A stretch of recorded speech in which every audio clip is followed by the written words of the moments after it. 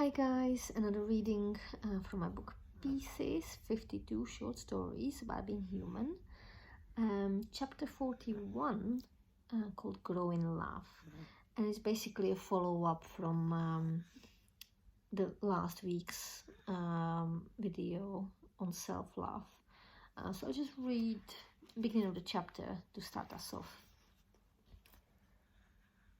So now that you have found love, you are all sorted. You can sit back, relax, everything is taken care of for the rest of your days. Yeah, right, just kidding. This is where the fun really starts. You might have done all the digging and grafting in order to plant the seed of self-love. But without regular care and attention, that seed is unlikely to ever see the light of day. Currently, it is sitting comfortably in the darkness and depths of the core of your being. Yes, it was hard work to plant it there, and do take a little time to take a breath, but don't waste all that hard work by allowing it to rot there. Your self-love has such a potential. Once it fully grows, it'll shine out of you to help others to grow their self-love in your light. It is a healing plan. It'll heal you from within, from all pains and sorrows, before reaching to others through your mere presence or touch. A fully grown self-love is the most powerful healing tool there is, turning your hugs to magical cure-alls, your voice to calming balm for frayed nerves. How do I get it to grow to such grace? I hear you ask. Ha, good question. So let's explore it. Perhaps we can find the answer together. First of all, I don't believe there is only one right way to do it. Everyone needs to find the best way for them. I think we can apply some rough guidelines. Obviously, those guidelines are discussed in a book, and you very welcome to read it. You can get it on Amazon in a printed version or digital version. But in essence, again, it's kind of me exploring ways of looking after itself after that I've finally found within, and growing it and making sure it's maintained and not beating myself up when I'm slipping down into my dark ages of the soul times when I find myself judging people or being angry at them, not particularly tolerant. You know, it happens, I'm not the same. And I think it's in those moments just realizing what I'm doing and where I'm at, and getting out of those little dark holes and getting back to being not just loving of myself but also of everyone else, and being compassionate and understanding of people's journey. And there are times when I can feel compassion for the most judged and apparently deplorable people, murderers and rapists and racists and God knows what. It doesn't mean I agree with them. It doesn't mean I like them. It definitely doesn't mean I condone their actions. It's just I understand their humanity, and I can imagine why they go to the place they got in without blaming them for it. I fully appreciate the need to be kept safe, as in keep the society safe by keeping them away from people they could harm.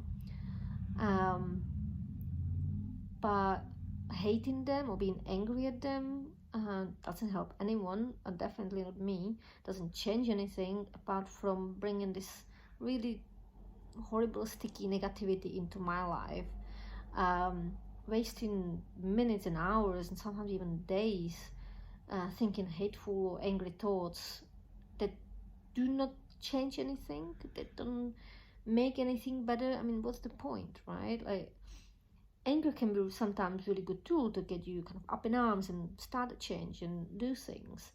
But when that doesn't happen, when there's no action that's sparked by that anger, then it's just pointless exercise that sours your day, and it just makes you into grumpy old sod.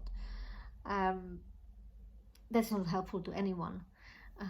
And long term, I think knowing what I know of the connection between mind and body, it makes you ill.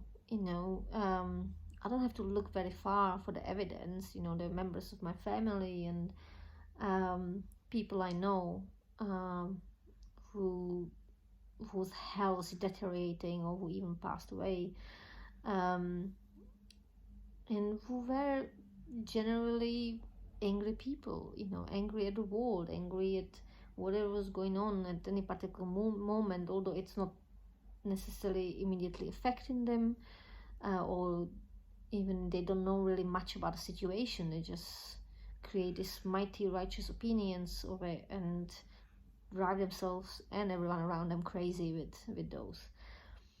What I'm saying is, like, when you really find that center, that peace within, that kind of real, compassionate consideration of yourself, it's so much easier to extend it to the rest of the world.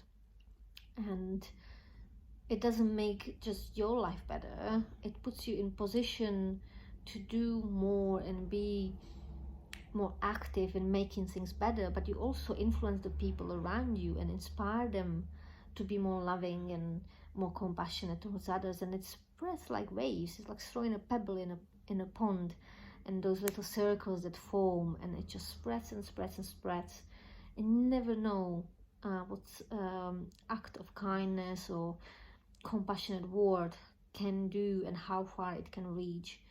And you can't really do that unless it comes from within. You can't pretend to be compassionate, because it's an energy, it's such a sense of you, sense within you, that it doesn't work if it's pretended, if it's a game that you play. It's not gonna work. It's one of those that fake it till you make it is not gonna work. You've got to feel it, you've got to sense it, it's got to be really congruent with who you are as a person, otherwise it doesn't work.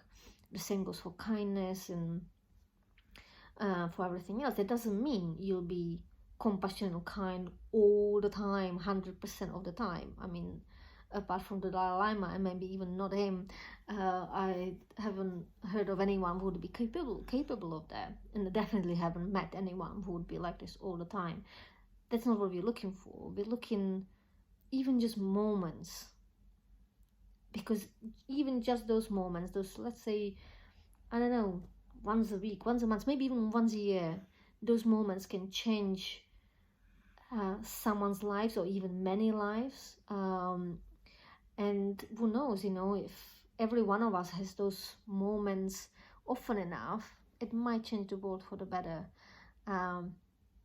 Because I really truly believe compassion and kindness is the only way forward here, and nothing else will make it truly better, with lasting results. And yes, there will be some need for some anger to get things moving. Remove those that are getting in the way, and mean by killing them, but removing them from power. And start being kind to our planet, start being kind to our fellow residents of the planet, meaning animals and plants, and start being kind to each other. And when we can do that, everything else will fall in place and we all be saved. And I have hope. I've seen enough in my long 30 years. I've seen enough of humanity to remain hopeful. I think we are mostly good, and now when we're so connected through internet and media and stuff, I think we're in a position we've never ever been on this planet before, of being able to really make movement global, and young people getting engaged is definitely important part of it. So yeah, I think it will happen, and we will save this planet, or this world that resides on it, and we will continue to thrive and evolve, but we all have to do our part as often as we possibly can. So this is part of my doing my part, and I hope it helps, perhaps inspire you to do something yourself that will inspire others. And who knows, this little pebble